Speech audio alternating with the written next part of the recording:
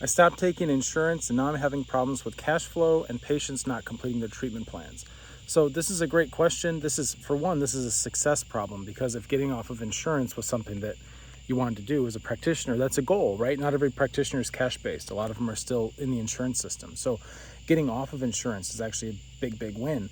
But what that's going to do is that's now revealing the gaps in your systems that the insurance model was patching for you, right? And it's not just cash flow and patients completing treatment plans. There are other things that could be happening as a result of taking insurance. And then when you take that out, it's like a training wheel or a crutch, right? You take that out, and all of a sudden, if you don't have all your legs under you, there's going to be wobbles. So it's good to be able to diagnose this stuff within your own practice and realize the cause and effect and the trends and all that.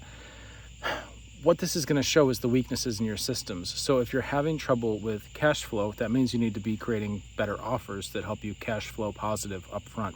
So with acupuncture and things like that, a lot of times we'll do packages or that kind of thing. There's different, you don't have to do packages though. There's different business models that allow for positive upfront cash flow.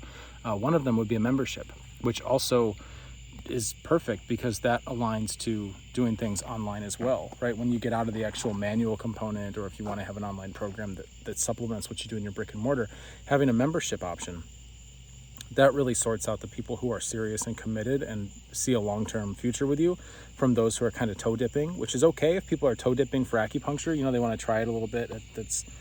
I'm not going to say that they can't come to your office, right? It's not like you can only work with people who are committed, but it sure is a nice way to have an offer where you invite those who, I mean, these are people who, they're like pushing your door down. You know, they want help. They want to go deep with you. They need to have an offer that's appropriate, and that may look something like an annual membership, right? Or maybe quarterly, depending on what kinds of conditions you're working with. And when you go online, of course, it's a very, very smooth process to have these kinds of membership models, and then you can take care of people within that. And this is all the stuff we work on in Fractal Systems, and there's a lot of stuff in our vault. And of course, you can ask me anything you like if you're in our group, right? You can ask me all kinds of things about how this looks for you and how you could adapt these kinds of models. But I would say, first of all, is if you don't have an offer in place where people can vote with their dollars and show their commitment by pushing their chips in, then you'll never know if they are committed, right? There's going to be people who, it's not like you're leaving money on the table, but you're leaving intent on the table. There's people who have the intent to work with you and they're committed, and then you don't have a place for them to actually engage with you at that level, because if your offers are still like a service, menu, like, okay, come in for acupuncture, here's what it costs each time, you don't allow those people to kind of like rise to the top of your echelons with your patient base, right, in terms of commitment. It doesn't mean they're better people or worse people.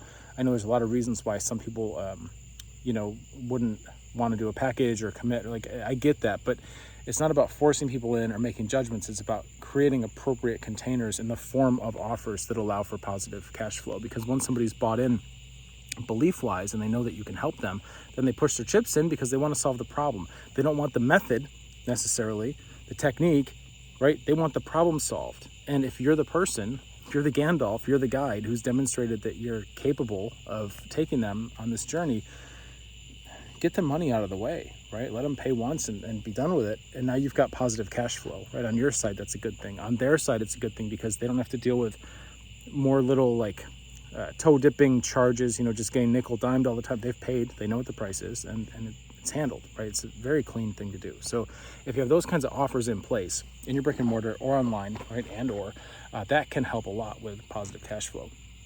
Now, the other bit is, how are people getting bought into the idea of working with you in the first place, right? And it's not about like convincing them or hard selling them or anything like that, but do you have systems in place where somebody who's a stranger with a problem can come into your world and can learn more and be educated about what it is you do specifically and how you can help them? Can they get a felt sense, right? Not just promises of here's who we help, or testimonials from 5 years ago or whatever, but can they get a felt sense? Can they become part of a tribe or a community around your work, right? It's a different level of knowing. It's a different level of belief. So having these kinds of systems in place helps substantially with letting people know that what you do is real and that you get real results with the people you work with.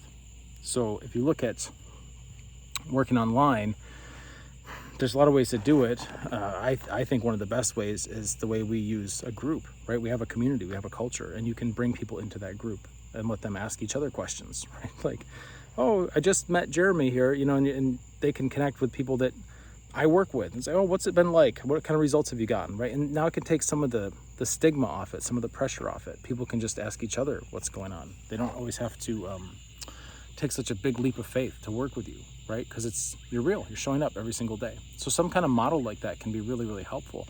Taking insurance out, taking that crutch out, it's going to expose all kinds of weak points, growth opportunities, right? That the insurance model was masking.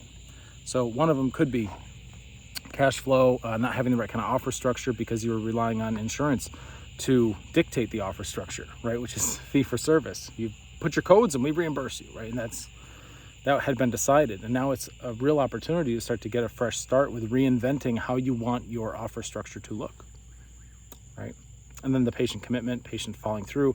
If you're trying to put somebody who's paying cash into an insurance-based offer where it's like money every time, right? It's so much easier to have people just buy once, get the money part out of the way, get them bought into the idea, and then you can just get to work and you can help them. You don't have to have this little sting of a credit card swipe every time they come in.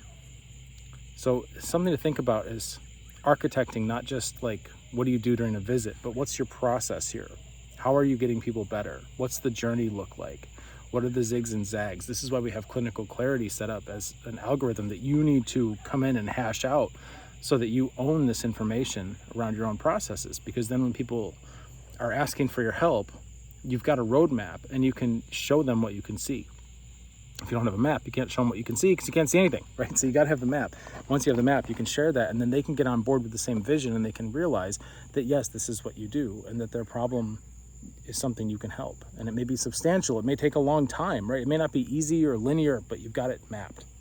It's a big differentiator. So get people on board with the process, not with the treatment or the technique or the modality or the session or whatever else. So these are like skill gaps that the insurance model patches up really well. And a lot of practitioners say, oh, I want to get off insurance. I can't stand insurance. Some of the applications I've seen with practitioners coming in, they have some choice words about the insurance system. And I get it. I've been there myself. I was billing them for a long time. And no thanks, right? I was very happy to go make the leap back to all cash practice, right? So there's a lot of things with that, but sometimes practitioners, they're really aspiring to get off of insurance in the first place. And one of the things I say is, like, you need to figure out what insurance is doing for you, what skill gaps it's covering first, and start to bolster those up so that when you do go off it, you don't lose your balance, right? So this is how we do it, right? You've got to have systems in place, and all the better if they're nonlinear, and all the better if you're working online and having this supplement or maybe even replacement for your brick and mortar. I'm coming up on my 1-year anniversary of being brick and mortarless, which is just astounding to me. It's crazy that we've come this far, but it can be done. It totally can be done if you have the right underlying architecture. So that's what I would say, is always looking at symptoms, right? Look for the deeper causes of those symptoms. So if a symptom of practice is like, oh, cash flow, right? Well, what are the causes? How are these factors all intertwining? And this is the kind of stuff that we handle here. You're in the right place. All right, get to work.